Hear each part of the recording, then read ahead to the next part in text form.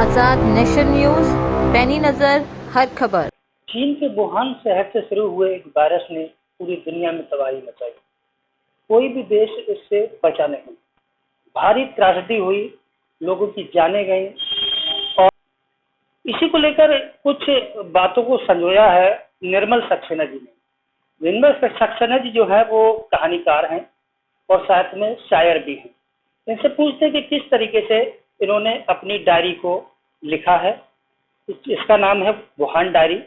क्या क्या उसमें इन्होंने डाला है, सरकारों की क्या कमियां बताई हैं और किस तरीके से ये वायरस जो है वो फैला, उसको इसमें कहानी में संजोया गया है। आइए बात करते हैं। निर्मल जी, आपका स्वागत है हमारे चैनल में। आज आप जानना चाहेंगे कि वुहान डायरी लिखी है, क्या उद्देश्य है और क्या क्या मसले इसमें संजोया है। देखिए, जब लॉकडाउन लगा 24 मार्च 20 को, तो पूरा देश एकदम हिल गया। ये पहली बार था जब पूरा देश लॉकडाउन हुआ था और हम लोगों ने ये शब्द भी नहीं सुने। तो जाहिर है कि मन जिज्ञासु हो उठा और उसी वक्त कोविड-19 के संबंध में वर्ल्ड वाइड जानकारियां टीवी पे आने लगी, अखबार उसकी सूचनाओं से भरने लगे और ये देख करके ये लगा कि ये जो कोरोना है ये चीन के द्वारा जो है इम्प्लीमेंट किया गया है हमारे ऊपर, और हमारे ऊपर क्या पूरी दुनिया के ऊपर। चीन की क्या इसमें रहने वाली है भावना, क्या रहने वाली है, और चीन की वर्तमान क्या भावनाएं हैं पूरी दुनिया को दबाने की जो उसकी कोशिशें हैं, ताइवान के साथ हो, हांगकांग के साथ हो, फिजी के साथ हो, हमारे साथ हो, भूटान के साथ। तो चीन की मानसिकता को देखते हुए और ये सोच करके कि निश्चित रूप से ये चीन के वुहान शहर में पैदा हुआ है, इससे पहले भी साइंसी बीमारियां चीन से ही इम्पोर्ट हुई हमारे यहाँ।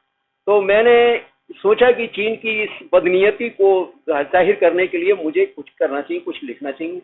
और फिर मैंने ये वुहान डायरी उपन्यास की एक कल्पना की, जिसमें मैं बहुत कोशिश की है। हालांकि उपन्यास है, काल्पनिक है, लेकिन मैंने इसको सच के करीब रखने की बहुत कोशिश की है।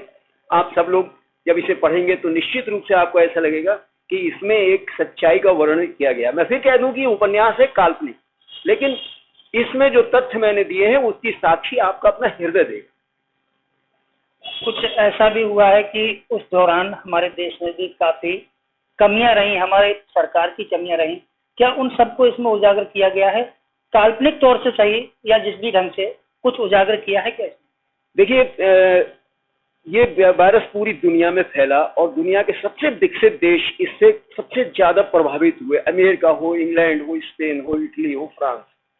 हम तो संसाधनों के रूप में, टेक्नोलॉजी के रूप में उनसे बहुत पीछे थे, लेकिन फिर भी हमारे देश में जो प्रबंधन किया गया कोरोना को लेकर के, मैं निश्चित रूप से मानता हूं, WHO ने भी उसकी तारीफ करी है, दुनिया के और तमाम इदारों ने उसकी तारीफ की है।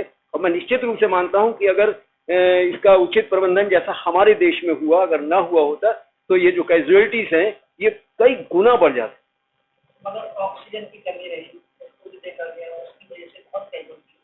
देखिए, ऑक्सीजन अब तक हमारे जो देश में होता था मेडिकली यूज, मात्र 8% से 10% होता, इससे इसके अलावा नहीं होता था। ऑक्सीजन की बड़ी जरूरत जो थी इंडस्ट्री एरिया में होती थी।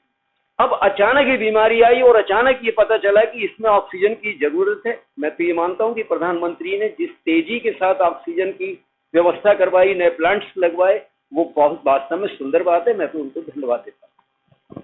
आप एक कहानीकार हैं, इसके अलावा एक भारतीय जनता पार्टी के माइंडेड भी हैं। इसको लेकर मैं आपसे ये बात कर रहा हूँ। वैसे मेरा कोई उद्देश्य नहीं था आपको इस बात करने का। इसके अलावा एक कमी ये भी रही कि कोरोना काल में अगर लोगों ने कुछ आवाज उठाई तो उनके खिलाफ हमारी सरकार ने, भारतीय जनता पार्टी की सरकार ने उन पर मुकदमे लिखे। ये कहाँ तक है? देखिए व्यवस्था लोगों को, देखिए एक बात, लोग कर्फ्यू नहीं मानते थे उस मुल्क में, आप लॉकडाउन की बातें करते और अचानक ये एक ऐसा लॉकडाउन जो अब से पहले हमने कभी देखा नहीं। तो जाहिर है कि लोग जो कर्फ्यू उल्लंघन करते हैं वो इसका भी उल्लंघन करेंगे। तो 3 लाख मुकदमे लगभग मैं समझता हूँ खाली उत्तर प्रदेश में लिखे गए। लेकिन आपकी जानकारी के लिए, व्यवस्था को बनाने के लिए डर पैदा करना जरूरी था। वो सारे के सारे मुकदमे योगी जी ने वापस ले।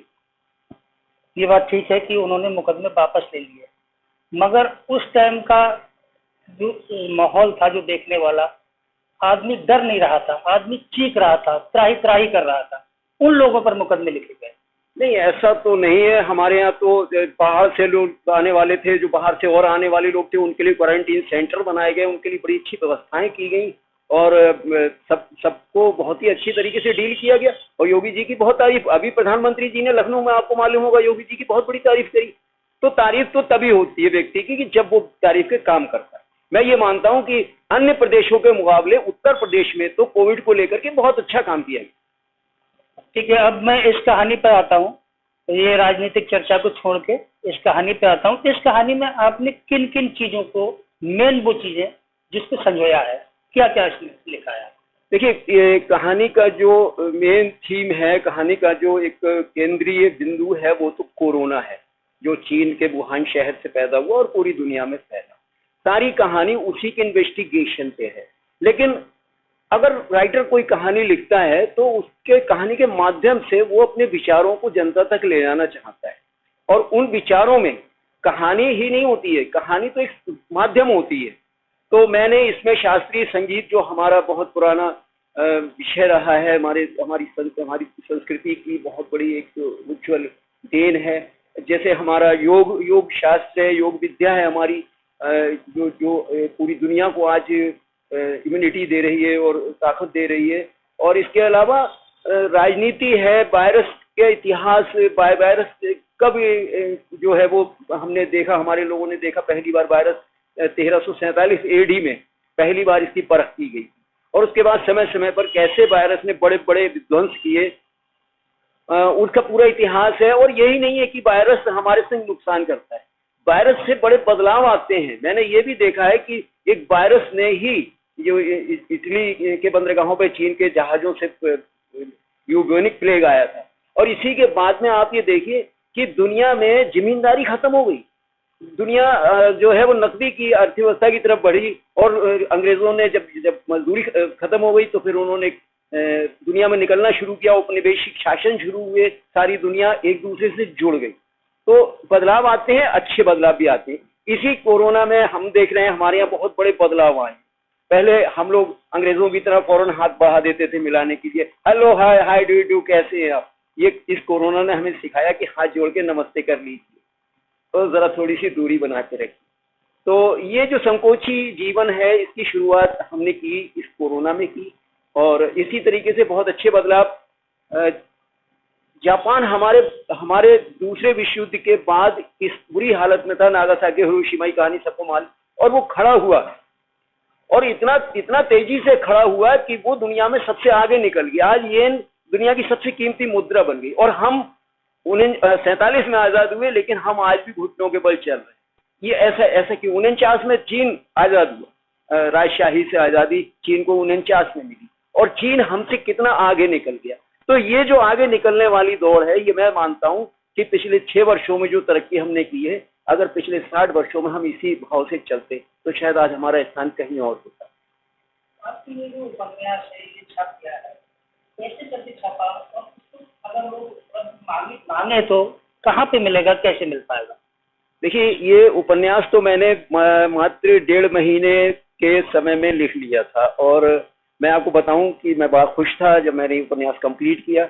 उसके बाद में मैं बड़ा परेशान हो गया। 1 साल तक मैं दिल्ली के 5-6 प्रकाशकों से मिला, मैं इलाहाबाद के प्रकाशकों से मिला, मैं लखनऊ के एक बड़े प्रकाशक से मिला, और सबने मुझसे कह दिया, अरे भाई लॉकडाउन लगा हुआ है, इस समय कौन किताब छाप रहा है, कौन किताब पढ़ रहा है, बस स्टैंड बंद है, रेलवे स्टेशन बंद है, सारी मार्केटें बंद है, भाई हम तो नहीं छापते। मैं बड़ा परेशान था कि किताब तो लिख ली, लेकिन अब इसको छापने वाला कोई नहीं।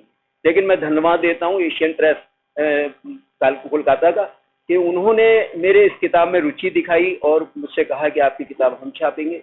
और फिर ये किताब इसी जुलाई में, 21 जुलाई में ये प्रकाशित होकर के मेरे हाथों में आ गई। आज ये किताब अमेज़न पे उपलब्ध है, अमेज़न पे उपलब्ध है। और ये किताब जो है आप वहाँ पे इसको वो करके खरीद सकते हैं। मेरी जो आखिरी रिपोर्ट मिली है उसमें बहुत अच्छे रेस्पॉन्स इसको मिल रहा है। लगभग 1800-1900 किताबें मेरी बिक चुकी हैं, और कहानी जैसी है, मैं तो आप लोगों से कहूँगा आशीर्वाद दीजिए इस कहानी को। और बरेली में एक बड़ी बात मैं आपको बताने जा रहा हूँ कि पिछले 50 वर्षों में गज़लों के कई मजमूए शाया हुए, गज़लों की कई किताबें निकली हैं, लेकिन उपन्यास 50 साल पहले निकलते थे। जब हमारे प्रताप चंद्र आजाद वगैरह जब थे उस समय ये सब चीजें निकलती थी। उसके बाद उपन्यास किसी ने नहीं लिखा और ये बरेली की सरजमीन से लिखा गया पहला उपन्यास है। ये हमारे साथ थे निर्मल सक्सेना जी। इन्होंने एक वुहान डायरी को लिखा जिसमें कहानी तो काल्पनिक है मगर फिर भी इन्होंने उन सब चीजों को संजोया है जो कोरोना काल में लोगों ने भारत में और दूसरे देशों में झेला है। आजाद नेशन न्यूज के लिए मैं गुलाम सागर। आज़ाद नेशन न्यूज़, पैनी नज़र हर खबर।